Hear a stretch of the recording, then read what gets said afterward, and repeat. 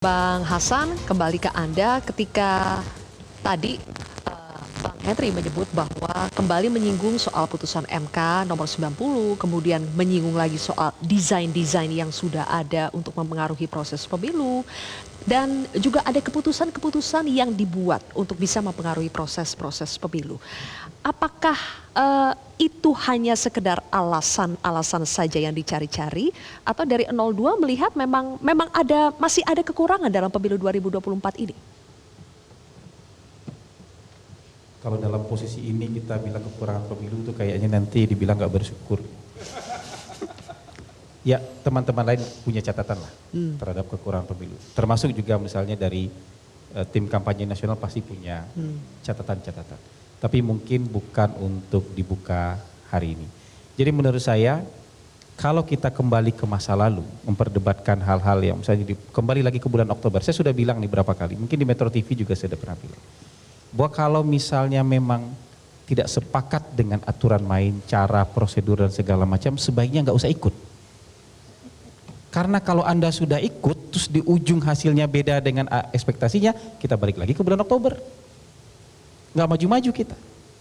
Ya, kan itu lebih ini. Nah, kalau misalnya sudah ikut bertanding, ini hasilnya menurut saya ini soal-soal yang ke depan yang kita mau urus. Saya sangat mendukung kalau misalnya teman-teman 01, 03 mau ke MK, menurut saya itu jalur yang benar. Kalau misalnya ada pelanggaran kecurangan yang menurut penemuan mereka itu bisa mengubah hasil, silakan buktikan di sana. Menurut saya itu sesuatu yang fair, karena sebelumnya pemilu juga dilakukan hal seperti itu. Oke. Dari nggak cuman pemilu sekali periode yang lalu, 2 periode yang lalu, 3 periode yang lalu juga seperti itu. Menurut saya bawaannya memang begitu. Ketika orang yang misalnya unggul, yang memang gak banyak kritik gitu, kita menikmati keunggulan kan. Nah, tapi teman-teman yang belum beruntung tentu dia harus memperjuangkan nasibnya juga. Baik. Nah, menurut saya memang nature-nya begitu, mereka membukanya. Jadi keseimbangan, kritik, perbaikan dan segala macam itu muncul dari teman-teman yang ini harusnya gitu. Nah, jadi tapi kan begini Bang Hasan, kita mendengar loh ada pernyataan dari Pak Prabowo baru-baru ini yang mengatakan bahwa demokrasi kita itu messy, berantakan, melelahkan dan juga costly, mahal begitu ya.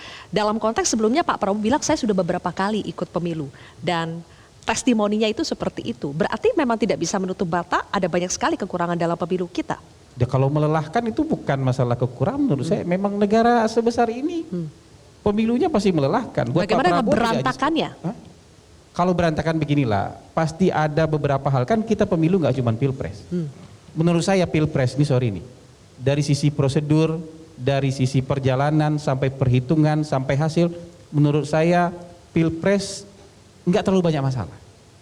Kalau yang banyak ribut-ribut, banyak yang melelahkan, capek, ada temuan begini dan begitu, ada penggelemungan dugaan, ada dugaan main ini dan main itu kan dipilih. Dan ini kan juga usulan dari teman-teman civil society ketika menggugat ke MK. Pileg dan pilpres akhirnya dibikin serentak. Dan yang menggugat itu nggak punya paman di MK loh waktu itu. Tapi kemudian MK memutuskan ya udah serentak ini. Ini membuat kompleksitasnya jadi semakin, sudahlah negaranya besar. Voter stationnya berapa? Voting stationnya berapa? 823 ribu voting station. Gimana nggak kompleks? Kemudian tingkatannya berapa? Ada mulai dari pilpres, ada mulai dari DPD, DPR RI, DPRD kabupaten kota, DPRD provinsi. Belum lagi di tahun yang sama nanti ada 560 pilkada juga di tahun yang sama. Ini kan usulan-usulan juga dari teman-teman civil society yang kemudian diakomodir secara aturan seolah-olah ini akan jadi lebih baik. Begitu ini jadi lebih buruk, mereka lepas tangan. Begitu ini melelahkan dan segala macam, mereka lepas tangan. Ya menurut saya ini sumbangsi kita bersama. Jadi jangan hanya menyalahkan satu pihak, tapi kita harus jujur, mengadakan pemilu di negara sebesar ini dan serentak-serentak begitu, iya mau nggak mau pasti banyak kekurangan di sana. Jadi benar ya Bang, lebih berantakan kali ini? Saya nggak bisa bilang lebih berantakan, tapi yang gugatan-gugatan dan kericuan seperti ini juga di masa lalu juga ada. Ketika Bawaslu mengatakan bahwa tidak ada yang namanya TSM sejauh ini, Bang Hasan? Kita juga sepakat nggak ada TSM kok. Kalau ada gini misalnya, ada kecurangan, ada masalah di satu tempat, ya itu kan kalau kita bicara hukum ya kan di tempat itu aja. Kan nggak bisa dihukum jadi masalah di seluruh Indonesia. Ini kan sama juga ketika misalnya ada teman-teman nih yang sekarang turun demo, Mereka merasa pemilu bermasalah. Pemilu yang bermasalah itu menurut saya itu perasaan mereka aja, bukan perasaan publik. Karena kalau publik juga merasa ini bermasalah udah turun. Tahun 86 nih saya bilang. Tahun 86 di Filipina itu ada Comelec tuh bikin hitungan berbeda dengan hasilnya Namfrel. Civil Society bikin hitungan. Ya kan? Ketika Marcos diumumkan menang oleh KPU-nya Filipina, masyarakat ngerasa enggak, di TPS kita enggak menang kok. Turun mereka ratusan ribu. Batal tuh hasil pemilu. Karena beresonansi dengan perasaan masyarakat. Menurut saya yang sekarang ini, ya kira-kira misalnya Mas Ganjar 16%, ya nggak puas mungkin 16% itu. Misalnya Mas Anies 25%, mungkin ya nggak puas 25%. Tapi sebagian besar masyarakat melihat ini prosesnya fair-fair aja. Oke. Prosesnya baik-baik aja dan calon yang kami dukung menang. Itu aja sih menurut saya. Baik, oke. Kita akan kembali Reza untuk mengevaluasi atau memberikan catatan terhadap kinerja-kinerja yang dilakukan oleh KPU selama proses rekapitulasi. Bang Kodari, menurut Anda kalau sampai pemenang pemilu, kita tunggu sesaat lagi ya, tapi kemungkinan besar adalah Prabowo Gibran. Pak Prabowo sendiri mengatakan bahwa demokrasi kita saat ini itu berantakan, melelahkan dan mahal. Siapa yang paling bertanggung jawab? Apakah yang bertanggung jawab terbesar salah satunya adalah penyelenggara pemilunya? Saya kok melihat bahwa, tapi begini, kita kalau bicara tingkat kepuasan kepada KPU, barangkali kita mau nggak mau pakai salah satu instrumen yang namanya survei ya. Terpas dari evaluasi titik tadi yang panjang kali lebar ya. Dan sedalam lautan yang dalam. Gitu. Tapi sebetulnya kalau lihat dari hasil survei misalnya kalau nggak salah indikator atau lembaga survei Indonesia, tingkat kepuasan kepada penyelenggaraan pemilu cukup bagus kok, sekitar 85%. Jadi saya kalau pakai patokan itu pada dasarnya sih, saya ya ngelihat ya secara garis besar apa-apa yang harus dilakukan, apa-apa yang harus diselenggarakan ya berjalan. Tentu indikasi pertama bahwa KPU itu bermasalah adalah apabila pemilunya gagal dilaksanakan pada tanggal 14 Februari.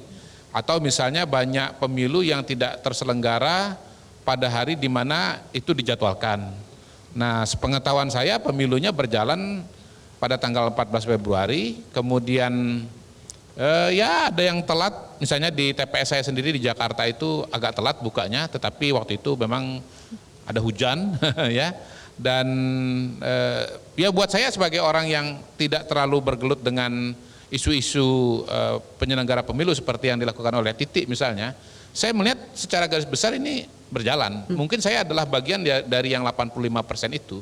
Kalau ditanya gimana, puas nggak dengan pemilu ini berjalannya? Gimana? Oh iya, sebelumnya ada juga riset yang mengevaluasi tingkat kepercayaan kepada lembaga-lembaga yang ada di Indonesia. Dan seingat saya waktu itu tingkat kepercayaan kepada KPU dan Bawaslu termasuk salah satu yang tertinggi loh. Bahkan kalau nggak salah di bawah TNI dan di bawah Presiden gitu loh. Jadi ya saya karena tidak menggeluti langsung isu ini, catatan saya tentu lebih pendek daripada Titik. Saya menggunakan evaluasi yang bersifat umum dan evaluasi saya pribadi. Saya kira kalau kita bicara dari kacamata umum, maka yang paling banyak dipersoalkan, dan itu saya kira terlihat dari media dalam acara diskusi, adalah soal sirekap itu. Sirekap gitu ya. Rekap itu yang bermasalah. Karena apa? Karena misalnya dia membaca hasil formulir C1, angkanya jadi beda. Kemudian ada perdebatan pro kontra di situ, ada pihak-pihak yang merasa dirugikan, dan lebih jauh lagi itu dianggap sebagai bagian dari desain kecurangan. Kita akan bahas soal teknis sirekap itu karena itu bagian dari transparansi informasi publik ya, yang ternyata bukannya sebagai alat membantu tapi dianggap malahan menyusahkan.